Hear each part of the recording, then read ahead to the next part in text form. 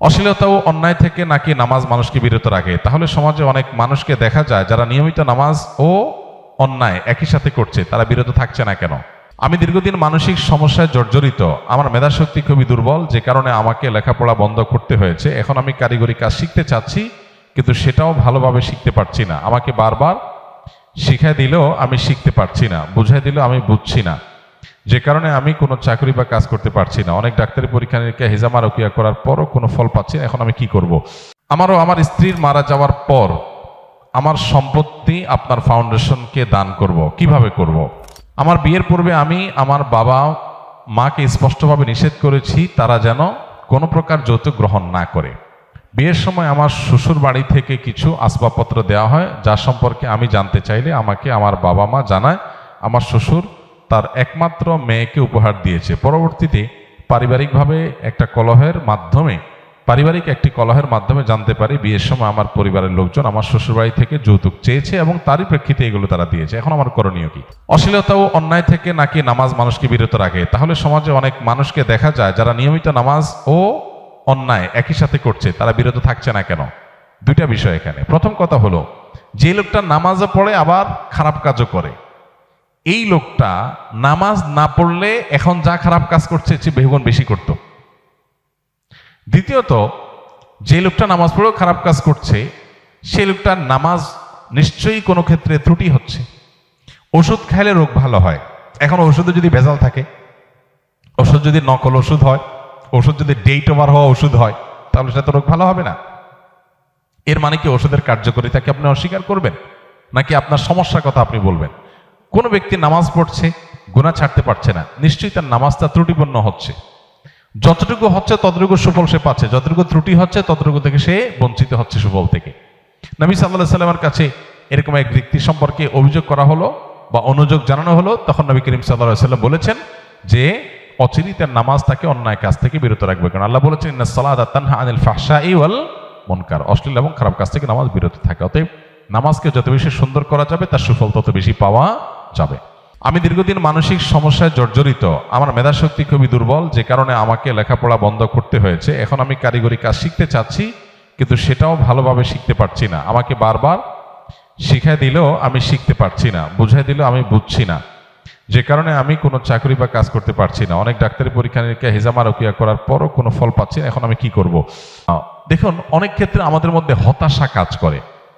2 বার 4 বার 6 বার 8 বার কয়েকবার এরকম যখন আমি কোনো কাজ ব্যাটে বলে করতে পারি না, তখন আমার মনে হয় না, আমার দ্বারা মনে হয় কিছু আর হবে না। অনেকে লেখে যে দেখেন আমি জীবনে কোনো কাজে সফল হই না, যেটা করতে চাই হয় তার উল্টাটা। তো আমি বলি, এই যে আপনি প্রশ্ন দিয়েছেন, অনেকেই তো প্রশ্ন দিচ্ছে, সবার প্রশ্ন তো আমি পড়তে পারি না, উত্তর দিতে পারি না। আপনার প্রশ্নটা যে আমার পর্যন্ত আসছে, উত্তর দিতে পারছি, এটা তো একটা সাকসেস। আপনার জীবনে সাকসেস নাই কি বলছে? এরকম ডানে বামে তাকাইলে আপনি দেখবেন বহু সফলতা আপনার জীবনে আছে, কিন্তু শয়তান আপনাকে সবসময় কি করে? নিরাশ করে ফেলে। নাই নাই নাই, এটা একটা রোগ। আলহামদুলিল্লাহ, বহু মানুষের তুলনায় আল্লাহ তাআলা আপনাকে ভালো রাখছেন। তো এটার প্রথম ট্রিটমেন্ট হলো পজিটিভ চিন্তা করা, নিজের মানসিক ট্রিটমেন্ট করা, যে আমি আসলে এতটা আমি পিছিয়ে নাই যতটা আমি নিজেকে মনে করছি। এটা হলো প্রথম ট্রিটমেন্ট। দ্বিতীয়ত হলো, আপনি কোনো কাজকে ছোট মানা না করে আল্লাহর নাম নিয়ে যেটা সুযোগ পান সেটাই শুরু করে দিবেন। আমাদের এখন বেশিরভাগ মানুষের অভাব হলো ভাবের। কিসের অভাব? ভাবের অভাব। একজন মানুষ, আমি চাকরি পাচ্ছি না, তো আপনি একটা দোকানে হয়তো কর্মচারী হিসাবে পাবেন, সেটা কাজ না, কিন্তু আপনি সেটা করবেন না, কারণ আপনি চাচ্ছেন আপনার ক্লাস অনুযায়ী আপনার একটা বিশেষ ডিমান্ড আছে, যেটা না হওয়ার কারণে আপনি হতাশ হয়ে যাচ্ছেন। এই জন্য চাহিদাগুলো যত কমাইতে পারে, মানুষ যখন খুব ইজি লাইফ লিড করার চেষ্টা করে, খুব সাধারণভাবে চলার চেষ্টা করে, তখন তার কাছে দুনিয়াটা সব ইজি হয়ে যায়। এই জন্য আমরা নিজেরা অনেক সময় এগুলো কঠিন করে ফেলি। তারপরও আপনার এর বাইরেও কোনো সমস্যা থাকতে পারে, সেজন্য আপনি এভাবে সংক্ষিপ্ত কোনো সেশনের প্রশ্ন উত্তরে না দিয়ে আপনি কোনো আলেমের সাথে দেখা করেন। আমাদের ফাউন্ডেশনে অফিস টাইমে কাউন্সেলিংয়ের ব্যবস্থা থাকে, ওলামা ইকরাম থাকেন, সেখানে আপনি সময় নিয়ে যেতে পারেন। ইনশাআল্লাহ হয়তো আপনার কোনো কাজে আসবে। আমার বিয়ের পূর্বে আমি আমার বাবা মাকে স্পষ্টভাবে নিষেধ করেছি তারা যেন কোনো প্রকার যৌতুক গ্রহণ না করে। বিয়ের সময় আমার শ্বশুর বাড়ি থেকে কিছু আসবাবপত্র দেওয়া হয়, যা সম্পর্কে আমি জানতে চাইলে আমাকে আমার বাবা মা জানায় আমার শ্বশুর তার একমাত্র মেয়েকে উপহার দিয়েছে। পরবর্তীতে পারিবারিকভাবে একটা কলহের মাধ্যমে পারিবারিক একটি কলহের মাধ্যমে জানতে পারি বিয়ের সময় আমার পরিবারের লোকজন আমার শ্বশুরবাড়ি থেকে যৌতুক চেয়েছে এবং তারই প্রেক্ষিতে এগুলো তারা দিয়েছে। এখন আমার করণীয় কি? এখন আপনার করণীয় হলো শ্বশুরবাড়িতে এগুলো ফেরত দিয়ে আসা। সোজা কথা, শ্বশুরবাড়ি থেকে যদি যৌতুক চলে আসে তাহলে সেটা কি করতে হবে? ফেরত দিয়ে দিতে হবে। ফেরত দিয়ে আপনি দায়মুক্ত হওয়ার চেষ্টা করবেন। এক্ষেত্রে পরিবারের সাথে সংগ্রাম করতে হবে, বেয়াদবি করার দরকার নাই, সংগ্রাম করতে হবে। নিজের আদর্শকে কোন অবস্থাতে জলাঞ্জলি দেওয়া যাবে না, সেটা প্রয়োজনে আপনি বিভিন্নভাবে করবেন। আর যদি মনে করেন যে এখন জিনিসপত্র ফেরত দেওয়া কঠিন হবে, তাহলে এটার যে মূল্য সেটা বিভিন্নভাবে আপনি একসাথে না পারলে কিস্তিতে দিয়ে হলেও পরিশোধ করে দিবেন, তারপর শ্বশুরের এগুলো ফেরত দিতে হবে। এগুলো জায়েজ নাই। এই যে কোরবানি আসছে, এখন বহুত ফকির ফাকড়া দেখবেন, নতুন নতুন ফকির ফাকড়া কিছু গজাবে। কিছু তো ফকির ভিক্ষুক তো আমাদের দেশে আগে থেকেই আছে, আর ঈদের সময়, কোরবানিদের সময় কিছু নতুন ফকির গজায়। এরা মানুষের কাছ থেকে ভিক্ষা চায় না, এরা শ্বশুরবাড়ি থেকে কোরবানির ছাগল চায়, গরু চায়, গরুর রং চায়, কল্লা চায়। এগুলো এক প্রকারের ভিক্ষুক। তো আল্লাহ তাআলা এই ভিক্ষুকদের অভাব দূর করে দেখ, তাদের মানসিকতা আল্লাহ সংশোধন করে দেখ।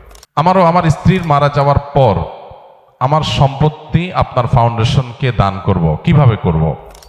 প্রথম কথা হলো, ধন্যবাদ, আপনি আসুনা ফাউন্ডেশনে আপনার সম্পত্তি দান করে যেতে চান। দ্বিতীয় কথা হলো, মানুষ মারা যাওয়ার পর তার সকল সম্পদ কোনো জায়গায় দান করা এটা উচিত না, উত্তম না। তাহলে কি করতে হবে? ওয়ারিসদের জন্য কিছু রাখতে হবে।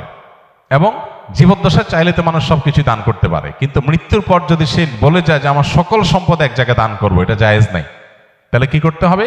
সর্বোচ্চ 1/3 পর্যন্ত কার্যকর হবে। আপনার টোটাল সম্পদের 3 ভাগের 1 ভাগ আপনি টোটালটা দান করার জন্য ওসিয়ত করতে পারবেন। আর জীবদ্দশায় দিলে পুরোটাই আপনি দিতে পারবেন, কিন্তু জীবদ্দশায় পুরোটা দিলে আপনি কতদিন বাঁচবেন, আপনি কিভাবে চলবেন? এই জন্য ব্যালেন্স করতে হবে। শরীয়ত আমাদেরকে আনব্যালেন্স হয়ে কোনো কাজ করতে বলে না। মৃত্যুর পর আপনি আমাদের ফাউন্ডেশনে বা যে কোনো দিনী প্রতিষ্ঠানে আপনি ওয়াকফ করতে চান, খুবই ভালো কথা। আপনার সম্পদের 1/3 আপনি দলিল করে দিয়ে যাবেন যে এটা আমার মৃত্যুর পর কার্যকর হয়ে যাবে, বাস সেই হিসাবে আপনি করতে পারেন। এই জন্য আমাদের অফিসে আফতাবনগরে আপনি যে কোনো অফিস খোলার দিন আসলে ইনশাআল্লাহ সেখানে আলোচনা করতে পারবেন।